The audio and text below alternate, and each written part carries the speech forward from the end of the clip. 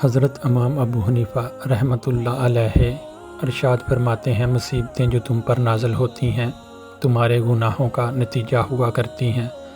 زیادہ ہنسنے سے دل مردہ ہو جاتا ہے، اس لیے کم ہنسا کرو۔ اپنے پڑوسیوں کی دی ہوئی تکلیفوں کو برداشت کر اور ان کے ساتھ بھلائی کرو۔ اس بات کے جاننے میں شرم محسوس مت کرنا جس کے جاننے کی تمہیں ضرورت ہو۔ جب تمہیں اس بات کا یقین ہو جائے کہ تم اہل خانہ کی ذمہ داری اٹھا سکتے ہو تو فوراً شادی کر لو، فائدے میں رہو گے۔ مسجد یا بازار میں بیٹھ کر کھانے پینے سے مکمل اجتناب کرو۔ اس طرح عام پانی پینے کی سبیلوں سے، عام بازاری پانی پلانے والوں سے پانی لے کر پینے سے مکمل اجتناب کرو، اس لیے کہ وہ صفائی کا خیال نہیں رکھتے۔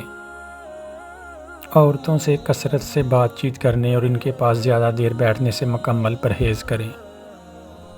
اگر تو 10 برس تک بھی بھوکا رہے اور تیرے پاس کھانے پینے کے لیے کچھ نہ ہو تو پھر بھی علم سے منہ نہ موڑ۔ عام لوگوں کے سامنے اونچی آواز کر کے مت ہنسا کر اور نہ ہی بلا وجہ لوگوں کے سامنے مسکرایا کر، اس سے تیرے روب میں کمی آئے گی۔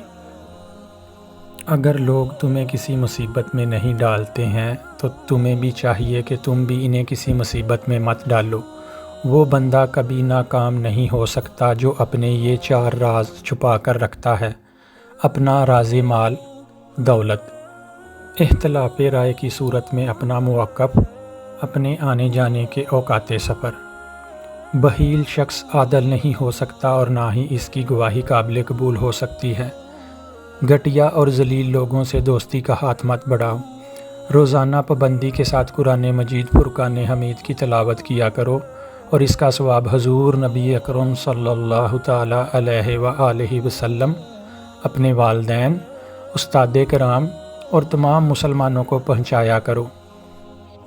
اپنے دشمنوں سے زیادہ دوستوں کے شر سے محفوظ رہو، اس لیے کہ لوگوں کی عادت میں بکثرت خرابیاں واقع ہیں۔ اب تمہارے دشمن تمہیں دوستوں کے ذریعے نقصان پہنچائیں گے۔